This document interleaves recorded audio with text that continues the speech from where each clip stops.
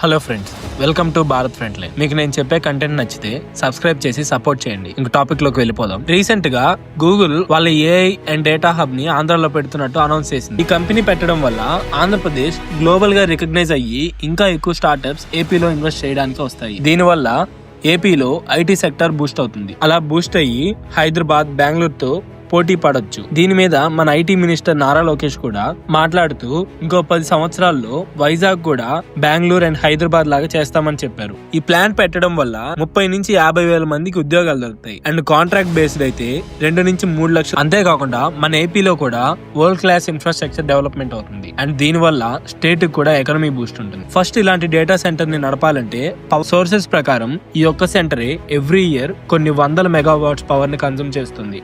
అంటే ఒక medium city ఒక సంవత్సరానికి వాడే కరెంట్ ఈ ఒక్క ప్లాంటే ఒక సంవత్సరానికి వాడుతుంది. అండ్ దీనివల్ల పవర్ గ్రిడ్ మీద ప్రెజర్ పడడం అండ్ పవర్ ని వేరే స్టేట్స్ నుంచి ఇంపోర్ట్ చేసుకోవడం పెరుగుతుంది. దీనివల్ల పవర్ రేట్స్ కూడా హైక్ అవుతాయి. బట్ గూగుల్ చెప్పిన దాని ప్రకారం వాళ్ళు రెన్యూబుల్ ఎనర్జీ ప్లాంట్స్ ని డెవలప్ చేసుకుంటామని చెప్పారు. బట్ ఆ ప్లాంట్స్ ఫోర్స్ లోకి రావాలంటే మినిమం 5 to 10 years పడుతుంది.